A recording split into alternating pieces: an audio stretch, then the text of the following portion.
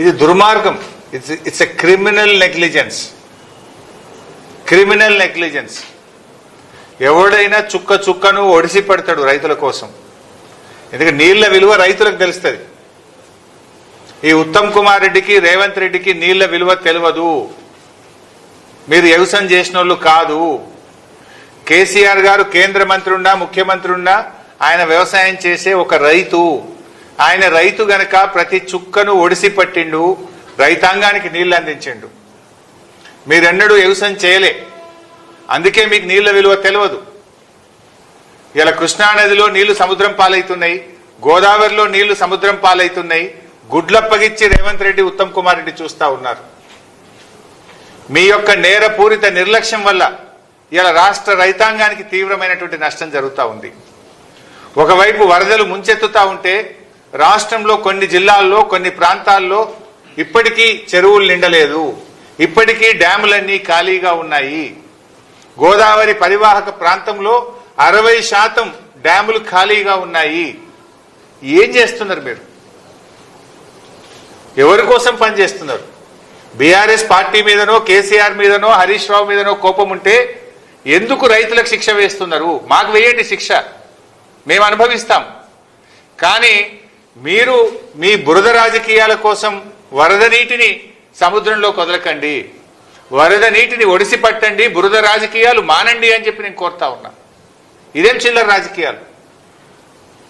అరే కట్నింట్లు లెక్క, పెట్టె పొయ్యి లెక్క రెడీగా మోటార్లు, కాళేశ్వరం మోటార్లు ఉంటే కాళేశ్వరం ప్రాజెక్టు కూలింది అని మీరు చెప్పిన అబద్ధాన్ని, మీ గోబల్స్ ప్రచారాన్ని నిరూపించడం కోసం ఇలా మోటార్ లాంచ్ చేస్తలేరు. మీరు చెప్పిన అబద్ధాన్ని పదే పదే చెప్పింది. ఇలా నీళ్ళు వస్తే మీరు చెప్పిన అబద్ధాలని ప్రజలకు అర్థమవుతుందని కావాలని మీరు మోటార్ లాంచ్ చేస్తలేరు ఈరోజు. అరే ఒకటి నీళ్లు సముద్రం పాలు చేస్తారు. నేను వారం కిందనే చెప్పిన, అరే మంచి ఫోర్కాస్ట్ ఉన్నది, వర్షాలు పడబోతున్నాయి, మోటార్లు ఆన్ చేయండి, నింపండి అని చెప్పిన. ఇవాళ నిజంగా చూడండి, మీరు అన్నపూర్ణ 3.5 టీఎంసీలు, ఆడు ఉన్నది 1 టీఎంసీ. అన్నపూర్ణ రిజర్వాయర్ కెపాసిటీ 3.5 టీఎంసీలు, ఉన్నది 1 టీఎంసీ. రంగనాయక సాగర్ 3 టీఎంసీలు, ఉన్నది 1 టీఎంసీ. మల్లన్న సాగర్ 50 టీఎంసీలు, ఉన్నది 10 టీఎంసీలు. కొండపోచమ్మ సాగర్ 15 టీఎంసీలు, అక్కడ ఉన్నది 4 టీఎంసీలు. బస్వాపూర్ 12 టీఎంసీలు, అక్కడ ఉన్నది 1/2 టీఎంసీ. ఇవన్నీ నింపుకోవచ్చు కదా. యాసంగి పంటకు బ్రహ్మాండంగా నీళ్లు ఇవ్వచ్చు కదా. ఎందుకు నింపవు నాకు అర్థం కాదు. నీకేం అడ్డం వచ్చింది అని నేను అడుగుతా ఉన్నా. కాళేశ్వరం కూలింది అన్నాం కదా, నీళ్ళు నింపితే ఎట్లా?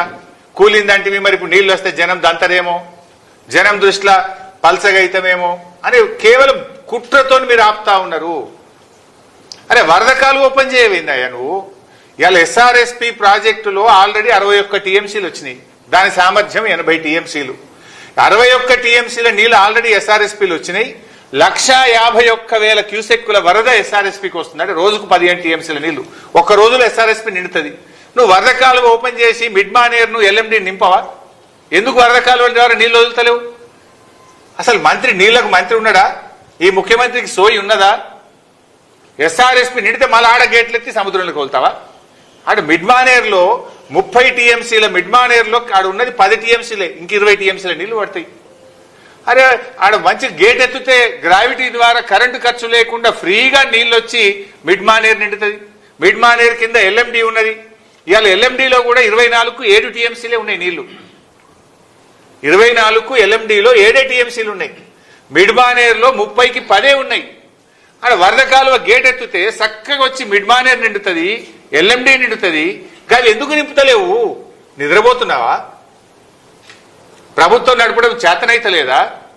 మోటార్లు వస్తావు, గేట్లు ఎత్తవు, నీళ్లు సముద్రం పాలు చేస్తున్నావు. మిడ్ మానేర్ నింపుకుంటే లక్షల ఎకరాల్లో పంట పండదా? ఇప్పుడు నేను చెప్పిన కాళేశ్వరం రిజర్వాయర్లను నింపితే లక్షల ఎకరాల్లో యాసంగి పంట పండదా? ఈసారి కాలం లేట్ అయింది, వానకాలంలో సగం కూడా సాగు కాలేదు. మరి నీళ్లను ఒడిసి పట్టుకుంటే రేపు యాసంగన్న పూర్తి స్థాయిలో పంట పంటది కదా. నీ ఉద్దేశం ఏంది? ఎందుకు ప్రాజెక్టులు పడావు పెట్టి నీళ్లను సముద్రం పాలు చేస్తున్నావు? What is wrong with you? వెంటనే మేము 2 విషయాలు డిమాండ్ చేస్తున్నాం. తక్షణమే రోజుకు 2 టీఎంసీల నీళ్లు తేవచ్చు ఎల్లంపల్లికి. 7 మోటార్లు ఉన్నాయి ఎల్లంపల్లిలో. 7 మోటార్లు నడిపితే 22,000 క్యూసెక్కుల నీళ్లు మిడ్ మానేరుకు వస్తాయి. ఎందుకు 3 మోటార్లే నడుపుతున్నావు? ఎందుకు 3 నడుపుతున్నావు? ఎందుకు నీళ్లను సముద్రం పాలు చేస్తున్నావు? తక్షణమే 7 మోటార్లు ఒత్తాలే. 2 టీఎంసీల నీళ్లను మిడ్ మానేరుకు, మిడ్ మానేరు నుంచి రోజుకు 1 టీఎంసీని అన్నపూర్ణ, రంగనాయక సాగర్, మల్లన్న సాగర్, కొండపోచమ్మ సాగర్, బస్వాపూర్ రిజర్వాయర్లకు తేవాలే.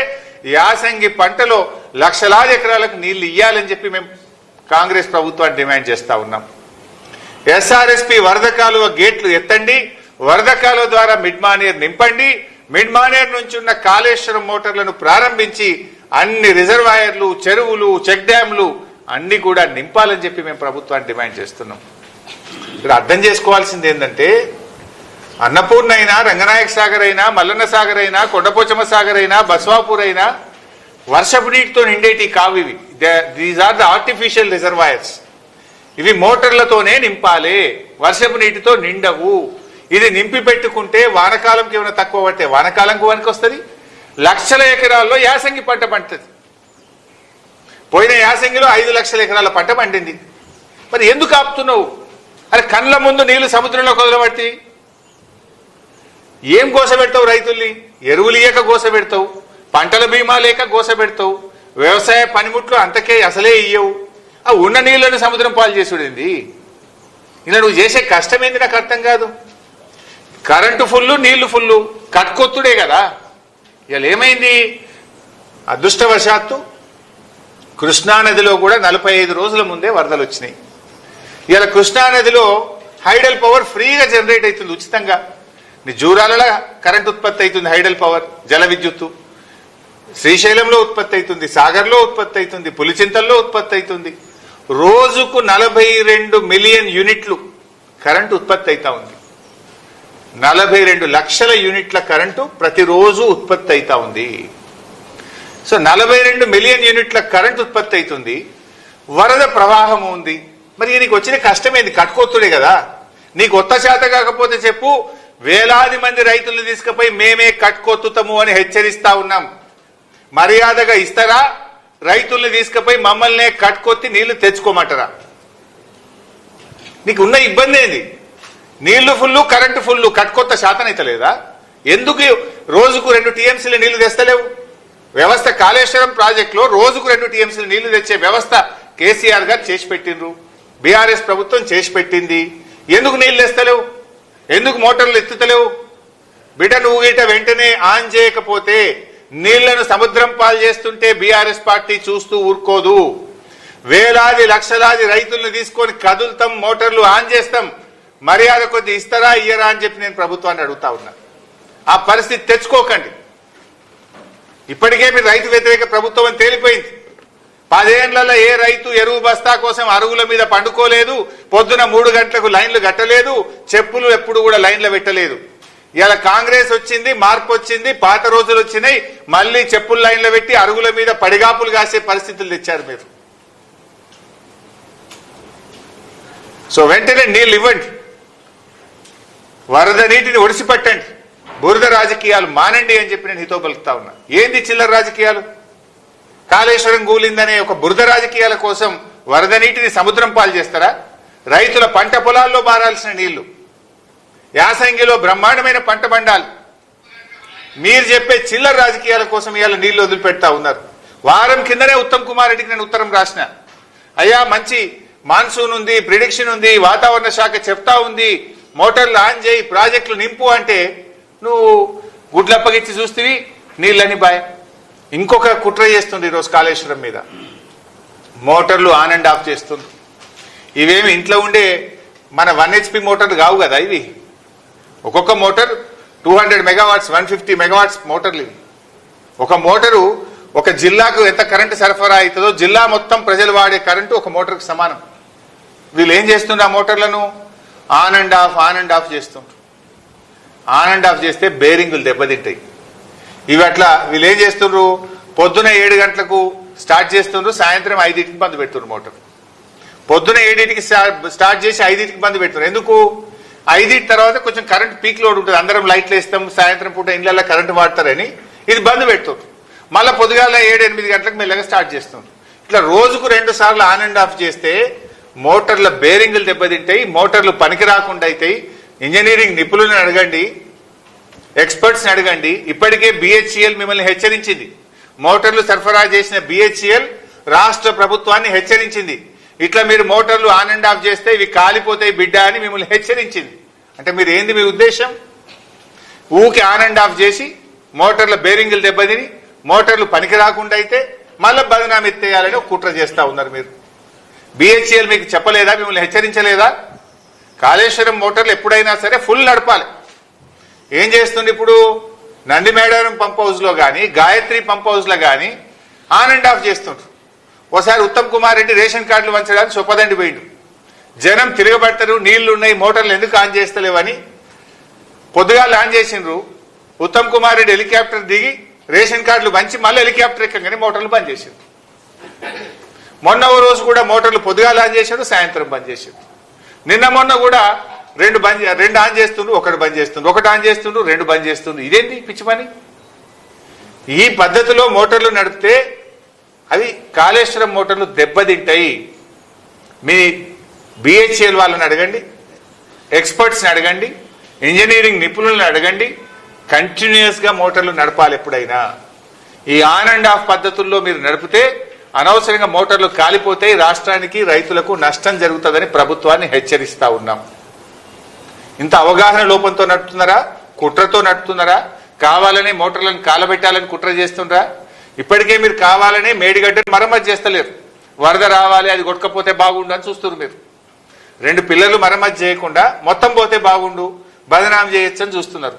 ఆ బదనాం కోసమే నీళ్లు మోటార్లు వస్తే నీళ్ళు వచ్చే పరిస్థితి కట్కేస్తే నీళ్ళు వచ్చి పట్టాయి రంగనాయక సాగర్లో, మల్లన్న సాగర్లో. బంగారమూల పంటలు పండలేదా? ఒక జిల్లానా? కరీంనగర్ జిల్లా, సిరిసిల్ల జిల్లా, వరంగల్ జిల్లా, సిద్దిపేట జిల్లా, మెదక్ జిల్లా, సంగారెడ్డి జిల్లా, యాదాద్రి జిల్లా, మేడ్చల్ జిల్లా, సూర్యాపేట జిల్లా, ఇలా ఎన్నో జిల్లాలకు నీళ్లు పోతాయి కాళేశ్వరం ద్వారా. ఇప్పుడు కూడా నీళ్లు పోయే అవకాశం ఉంది. పోయిన యాసంగి పోయింది. కావాలనే మీరు చేస్తా ఉన్నారు. సో రాజకీయాలు మానండి, వెంటనే మోటార్లు ఆన్ చేయండి. ఒకవేళ ప్రభుత్వం ఆన్ చేయకపోతే మాత్రం బీఆర్ఎస్ పార్టీ వేలాది లక్షలాది రైతుల్ని తీసుకొని కదులుతాం, మోటార్లు ఆన్ చేస్తాం, మా రిజర్వాయర్లు, మా చెరువులు నింపుకుంటాం, యాసంగి పంట పండించుకుంటాం. మీరు వెంటనే చేయాలి. నేను ఉత్తమ్ కుమార్ రెడ్డి గారిని, రేవంత్ రెడ్డి గారిని, మీ మధ్య ఏమైనా విభేదాలు ఉన్నాయా? మీకు పంచాయతీ ఉంటే మీరు చూసుకోండి. కానీ ఇది రైతులకు నష్టం జరిగితే మాత్రం బీఆర్ఎస్ పార్టీ ఊరుకోదు. నేను రాజకీయాల కోసం మాట్లాడతలేను, రైతుల కోసం మాట్లాడుతున్నా, రైతుల పక్షాన మాట్లాడుతున్నా. మాజీ నీటిపారుదల శాఖ మంత్రిగా అవగాహనతో మాట్లాడుతున్నా. నీళ్ళు ఇచ్చే అవకాశం ఉంది కనుక నేను చెప్తా ఉన్నా.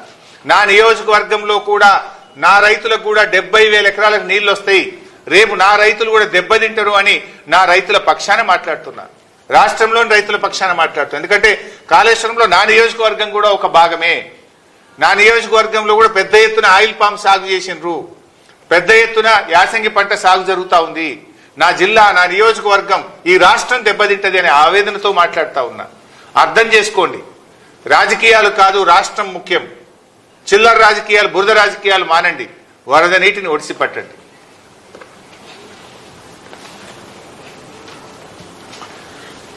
అదేవిధంగా ఇది ఒక కాళేశ్వరమే కాదు, నల్గొండలో అట్లే చేస్తుంది. ఏఎంఆర్పి ప్రాజెక్ట్, ఎలిమినేటి మాధవరెడ్డి గారి ప్రాజెక్టులో ఆడ కూడా మోటార్లు వత్తక ఇప్పటికి కూడా పూర్తి చెరువులు నింపలే.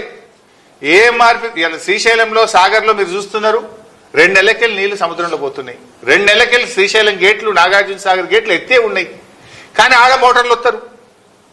ఇలా 18 సంవత్సరాల తర్వాత జూలై నెలలో మన కృష్ణానదిలో నీళ్లు వచ్చినాయి. ఎప్పుడు కూడా జూలైలో నీళ్లు రావు, ఆగస్ట్, సెప్టెంబర్, అక్టోబర్లో వస్తాయి. 18 ఇయర్స్, 18 సంవత్సరాల తర్వాత మొదటిసారి జూలై నెలలో కృష్ణానదిలో నీళ్లు వచ్చినాయి. అయినా మీరు ఇప్పటిదాకా నింపలే. ఏఎంఆర్పి ప్రాజెక్ట్ కింద మరి ఎందుకు డిస్ట్రిబ్యూటరీలకు నీళ్ళు, చెరువులకు నీళ్ళు వదులుతలేరు? డిస్ట్రిబ్యూటర్ల ద్వారా చెరువులకు నీళ్లు ఎందుకు వదులుతలేరు? ఎందుకు ఇంకా ఏఎంఆర్పి కింద ఇబ్బంది ఉన్నది అని నేను అడుగుతా ఉన్నా. అదేవిధంగా కల్వకుర్తి ప్రాజెక్టు ఒకటే మోటార్ నడుపుతుంది, 800 క్యూసెక్కులు. అక్కడ 3 మోటార్లు నడపాలి, 2400 క్యూసెక్కులు రోజుకు తీసుకోవాలి. కానీ ఒకటే మోటార్ నడుపుతుండ్రు, 800 క్యూసెక్కులే తీసుకుంటుండ్రు. నీళ్ళేమో సముద్రం పాలు, మనకేమో నీళ్ళు వస్తలేవు. అటు కల్వకుర్తి మోటార్లు నడపరు, ఏఎంఆర్పి ఎస్ఎల్బిసి ప్రాజెక్టు మోటార్లు నడపరు, ఇటు కాళేశ్వరం మోటార్లు నడపరు. ఎక్కడ చూసినా అట్లే. దేవాదులు కూడా అట్లే చేసిండ్రు వరంగల్ జిల్లాలో. అరే మంత్రులు పోయినరు, ఫేజ్ 3 ఇనాగ్రేషన్ చేసిండ్రు. ఎప్పుడు పోయిన యాసంగి పంటల మంత్రులంతా 5 మంత్రులు పోయినరు, దేవాదుల ఫేజ్ 3 ఇనాగ్రేషన్ అన్నారు. ఇప్పటిదాకా దేవాదుల ఫేజ్ 3 మోటార్లు నడుస్తలేవు. ఎందుకు? ఇప్పుడు ఆడ గన్ని నీళ్లు పోతున్నాయి, సముద్రం పాలవుతున్నాయి. దేవాదుల మోటార్లు ఎందుకు ఆన్ చేస్తలేరు? దేవాదుల మోటార్లు ఆన్ చేయక వరంగల్ జిల్లాకు నష్టం. ఏఎంఆర్పి ఎస్ఎల్బిసి ప్రాజెక్టు మోటార్లు ఆన్ చేయక నల్గొండ జిల్లాకు నష్టం. కల్వకుర్తి మోటార్లు ఆన్ చేయక మహబూబ్ నగర్ జిల్లాకు నష్టం. కాళేశ్వరం మోటార్లు ఆన్ చేయక కరీంనగర్, మెదక్, వరంగల్ జిల్లాలకు నష్టం. ఏంటి మీరు ఏం చేస్తున్నారు? అరే మొత్తం వ్యవస్థ